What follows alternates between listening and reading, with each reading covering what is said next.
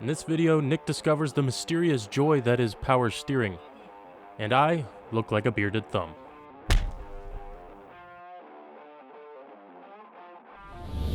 In the last video, we hauled the race car up to Washington for an autocross event. We were there obviously to have fun, but I was also there to test this theory. Nick's been talking about selling the race car. Do you think after this event he'll be like, dang it, I need to do my power steering? Yes. And not want to sell it? Yes. What the definitely needs power steering. Yeah! Alright, I know. That sounds like a good build series. I don't want to do it! So, here we are. Nick's got the Subaru steering column pulled out, and he's chopping it in half. This might seem strange, as we could obviously just put a power steering pump back on the engine and plumb it back into the steering rack, but Nick had the idea that it might be a fun and cool project to convert the race car to electric power steering. In fact, this was an idea he had years ago, and this electric power steering column from a Saturn Vue has been sitting on the shelf collecting dust ever since. But now, it's time to make it happen.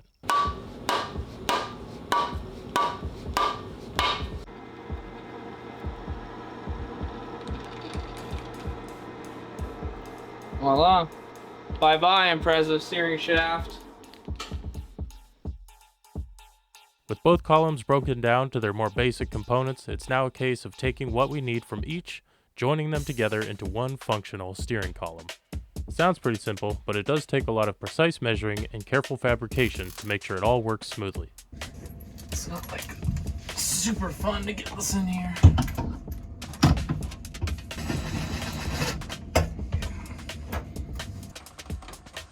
It's about the angle she'll live at, and check this out. Factory kick pinwheel. Oh my gosh. I can't believe there's enough room in there for that. I know. That's amazing. Look at that. You can't even, like, you have all the foot room. And then I have plenty of room, like, right here to mount that controller. I think Subaru anticipated this. Pretty sweet. And this is still all in the factory location, too. That's super sick. And Even even with all the factory mounting hardware. yeah, even cooler part, check this out. If I put that other plunge shaft on, we're pointing like exactly where it needs to be to go out that hole. Look at that. These come over a little bit more, but it's like pointing directly at it. Before we get too stuck into it, we decide to test the motor outside the car, since it's been sitting on the shelf for a couple years. Okay, so turn all the way down. We should hear a click. And then after like 10 seconds, it should click off. So it's all the way down.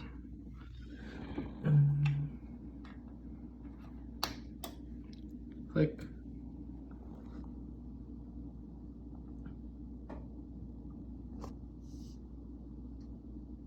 And click off. We picked up this controller for the electric power steering motor that'll allow us to adjust the responsiveness of the steering box. But at the moment, we're getting no response from the motor. Assuming it was bad, Nick ordered up a new one, it showed up, plugged it in, and the same thing. Ultimately, it came down to one simple little mistake. This plug was wired backwards, so we had to de-pin the wires, flip them around, plug it back in, and we were off to the races. Click. And then 10 seconds. Off.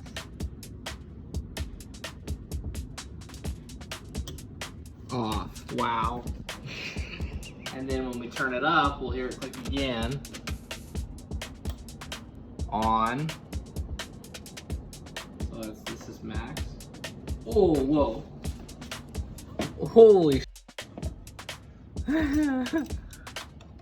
That's cool. Oh. Let me view. Whoa! Whoa! Jeez, that's cool. Yeah. With that sorted, we can now turn our attention to the steering rack side. This bearing from the original Subaru steering column sat right inside the firewall, but now it doesn't have any of the added support that it had from that original column. So Nick's gonna fire up the lathe and build a custom little housing that'll hold the bearing and reinforce the firewall. Probably a little bit. Press on this because we'll see what we say. Not bad.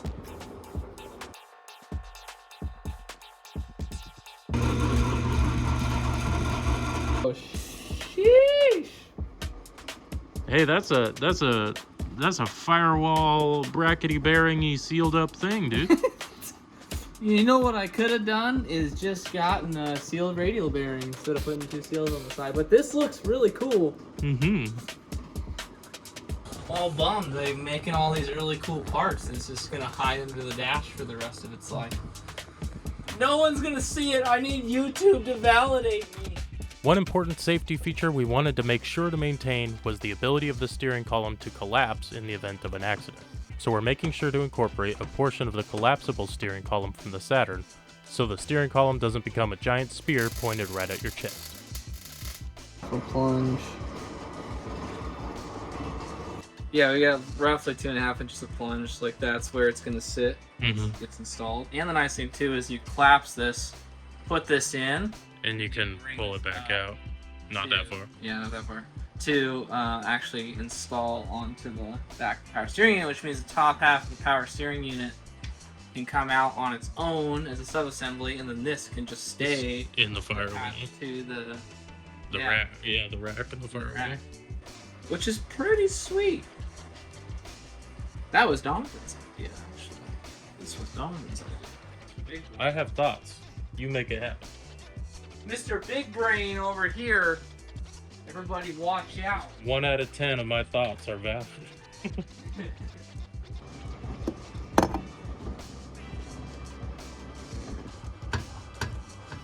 There she goes. Yep.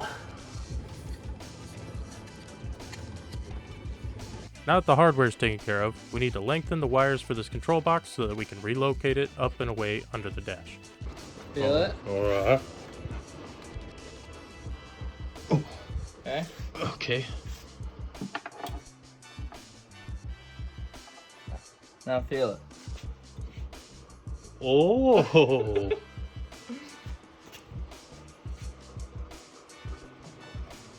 Oh. Dude. Is that the max? That's max.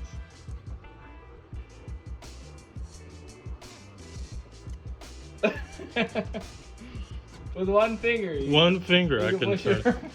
Hey, that's a little different. I'm turning 275s with one finger on a quick ratio rack. There is one problem. What's up with that? Look how much it flexes. Oh. Yeah. See, this is exactly what I was worried about. Yeah, you should probably strap it. Huh? Yeah, we should make some braces. Because watch the other way. It's even worse the other way. Oh, wow, yeah. Yeah, you gotta strap it. Because all that torque That's gonna fatigue the metal that it's mounted to. And it'll end up breaking it. Yeah, and you don't want you don't want your whole steering columm to fall into your lap. Because all of that torque is going through the tilt assembly right now. Yeah, I gotta brace it. Beautiful. It's actually. Oh, dude, I think that was gonna be way stronger.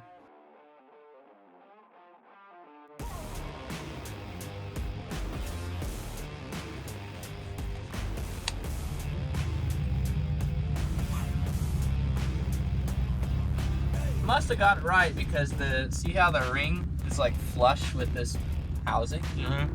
So like all the distances are correct. And I feel like when I was sitting here I could see the whole the whole speedo and tack, so I think the height is actually where it's supposed to be. Feels good. Maybe this thing won't be such a handful to drive. It already feels so much better. Why didn't I do this sooner? I don't know if this is like the first gen Impreza with electric power steering, but I doubt that there's very many Imprezas electric power steering. Now, given that it's because they come with power steering, so like why would you want to go through the trouble to do that? But it's still really cool. Oh, wow. I'm gonna have to... definitely gonna have to relearn how to drive this.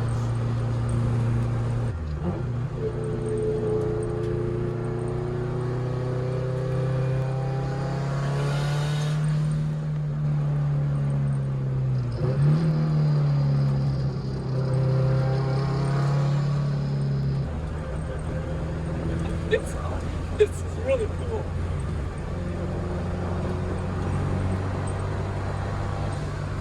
The one weird thing is it's a lot harder now to feel when it's starting to understeer, because once you start like breaking that traction in the front, be really heavy on the steering, and then you can feel when the wheels started to lighten up, like you're breaking traction, and it starts to plow.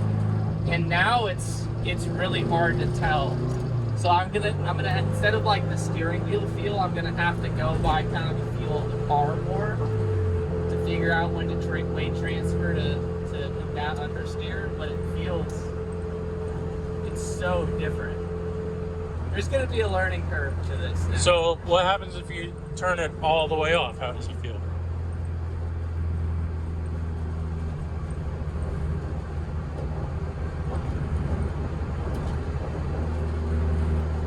Oh, there it goes. Okay, yeah, it's off now.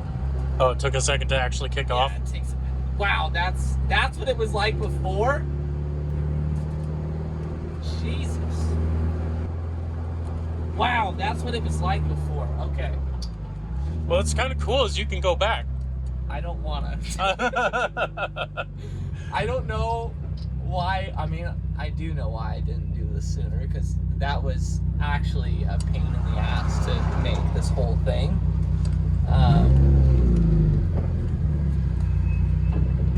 But it's so worth it.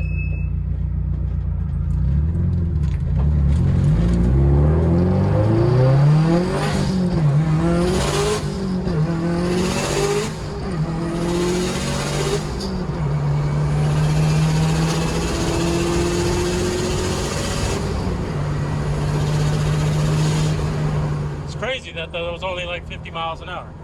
Yeah, seemed like it took a while to get up to 50 miles an hour.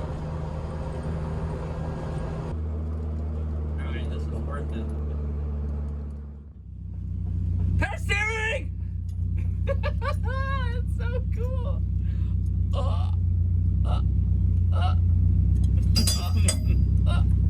Okay, I'm done. I just kidding. Okay, now I'm done. That's really cool.